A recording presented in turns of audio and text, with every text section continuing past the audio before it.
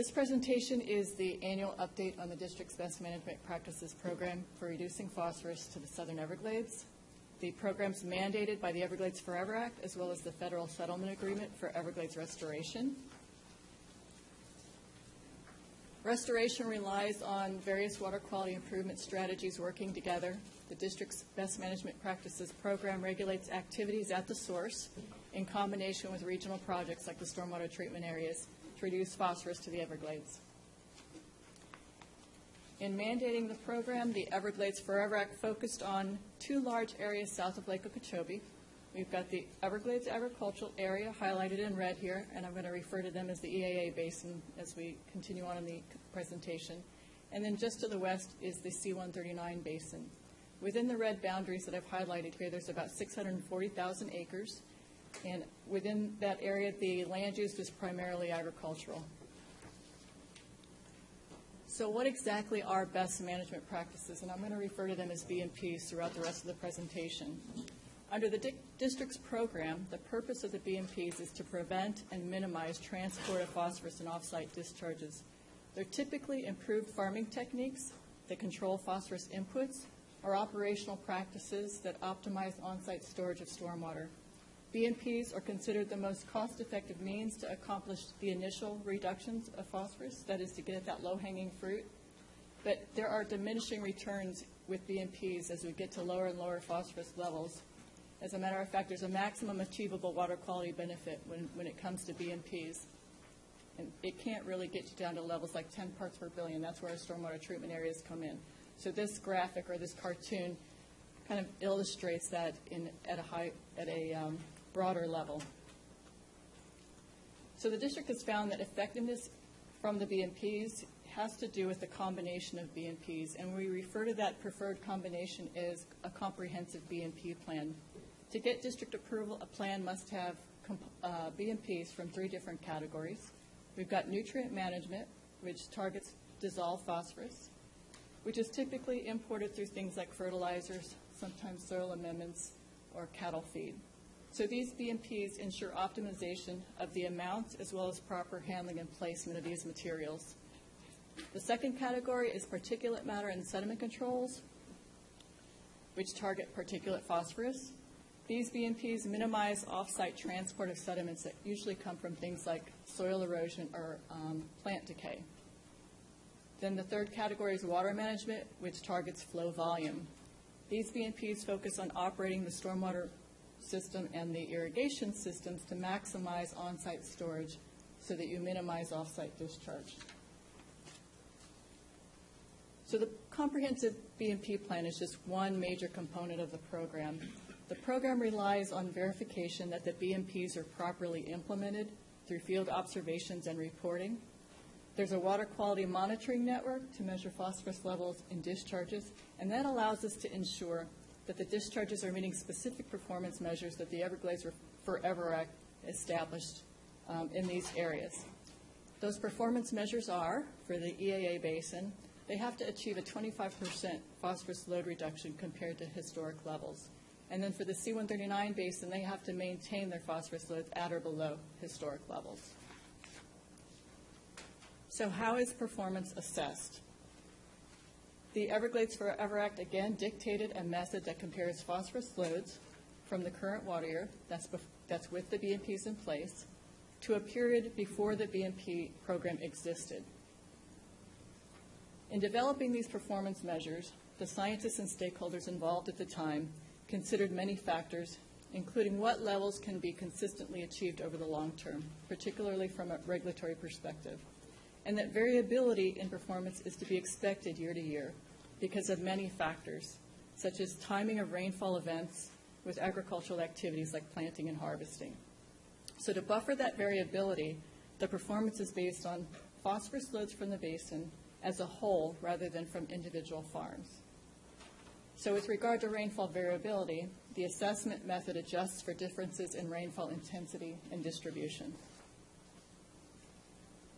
So to make the comparison for the assessment, we need the phosphorus loads that are discharged during the current water year. The current water year is water year 2016. It's a 12-month period from May 1st of 2015 to April 30th of 2016. The district monitoring network is used to measure the phosphorus loads discharging during the water year. We collect phosphorus concentration and flow data to and from each basin, which is identified by the blue dots on the map, these sampling locations. We also collect rainfall data for the water year, since rainfall variability is a key factor. So how is the phosphorus load for the period before the BMPs were implemented determined? Again, the Everglades Forever Act specifies that the base period is water year 1980 to 1988, which is considered a period of representative rainfall variability. A mathematical model adopted by rule is used to estimate what the base period levels without the BMP program would have been with the same rainfall as the current water year. That way we have an apples-to-apples comparison between the two periods. So the annual comparison is the measured phosphorus loads discharged in water year 16 with the BMPs in place, and the phosphorus loads estimated during the rainfall-adjusted base period when the BMP program did not exist. It's not based on a multi-year trend or cumulative reductions. Compliance is determined based on a one-year checked against a fixed baseline period. So for the compliance determination, the phosphorus method accounts for the statistical uncertainty in the model through a two-pronged test. In comparing a water year to the base period, if a basin exceeds either test, then that basin is considered to be out of compliance. In the target test, if the basin exceeds the target in 3 consecutive years, that's an out of compliance. The limit test, if a basin exceeds the base period upward limit in 1 year, then it's out of compliance. And in that case, it's a one-year test because the limit value is at a higher confidence level when it comes to statistical probability. So hopefully that helps to provide a better understanding of the assessment method. And before I go on to the performance results, I wanted to take a look at the water year 16 rainfall. I've noted that rainfall, both the intensity or the totals and the distribution, can be a dominant factor in load. So these graphs show average monthly rainfall in the Everglades Agricultural Area. On the left, you see water year 16, and then on the right, you see the historic period of record. The first bar is May because we're looking at a water year. So the EAA historic average rainfall is 49 inches. Water year 16 was about average at 50 inches. But look at the differences in the distribution. On the right, you see the typical wet season in the summer months and then the dry season in the winter months. But then when you look over at water year 16, you can see that there was a relatively wet dry season. Not only that, look at the difference in January. The average rainfall in the EAA in January is about 2 inches. For water year 2016, the EAA saw 10 inches in January alone, and 5 inches of that rainfall fell over a 2-day period. Likewise, in the C-139 basin, they saw 11 inches in January in water year 16. So there's a greater runoff response when heavy rainfall occurs like this over a short period of time because the ground becomes saturated, and there's no place for the water to go except to run off of and offsite into the regional drainage system. So the model takes into account total annual rainfall and distribution in its estimates. So January 2016 had unprecedented rainfall. It was the wettest January on record. January is during the peak winter growing season when there's much more activity occurring in the fields like harvesting and planting. The result of the extreme rainfall was significant flooding in the basins, such that the governor declared a state of emergency. So hundreds of acres were underwater, and the farmers needed to expedite harvesting and transport of the crops from the fields. So despite these extreme challenges, the EAA and the C-139 basins met their performance measures and are in compliance with the Everglades Forever Act. So we'll go ahead and take a look at the results now. Once again, the EAA has exceeded the requirement to reduce phosphorus loads by 25% compared to the base period. When you compare the measured load discharge to the estimated base period loads, the EAA achieved a 27% reduction. So water year 2016, 151 metric tons were discharged from the basin, which is below both the target and the limit. So over the long term, the 21-year average is a 55% reduction from this area. Not only that, the BMP program, since it began, has cumulatively prevented 3,055 metric tons of phosphorus from leaving the EAA. This slide shows the results for water year 16 in the C-139 basin. Again, the performance metric here is that the loads cannot exceed what they were historically. The basin discharged 43 metric tons in water year 16.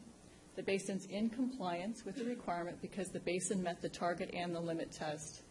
Although the target was exceeded in water year 16, they met the target in water year 15, so water year 16 becomes the first year of the 3-year target test. So great news for both basins, as well as the district, that the performance measures have been met with regard to the Everglades Forever Act. So in closing, the district's BMP program performance has been successful in consistently meeting water quality requirements over the long term. This is based on BMP implementation verification in the field through field observations, as well as water quality monitoring results verifying that the performance measures are met. The district's in compliance with the Everglades Forever Act and the Federal Settlement Agreement requirements to implement the program. And of course, we can't go without saying and recognizing that this success would not be possible without the partnership that exists between the district and the farmers. And I have to say, too, that this BMP program that the district oversees here in South Florida, there's nothing of its kind in the state or in the country. So it's something that we should be very proud of, as well as the participation of the farmers, the way that they make this a success. If you'd like to know more about the details of the program, you can check out the South Florida Environmental Report at our website, and our chapter is Chapter 4 in Volume 1. Thank you, Pam. Board questions or discussion for Pam regarding the BMP report? Melanie?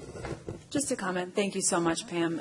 Again, I think you took all the words out of my mouth. I mean, I think it's really poignant to highlight that this program is so unique and no one's doing it, and our agricultural area is so unique and a gem for us here in Palm Beach County. And to be able to report good news like this and see clean water coming out of that area is a fantastic result. I'm glad you also highlighted that we're really looking at a snapshot of the historic number versus this water year instead of overall numbers. Programmatically, that's how we've looked at it historically, but I think it's important to know that we're comparing this water year to that historic water year range. So I appreciate the detail in the report, and thank you for all the good work that your team does in the field. Thanks.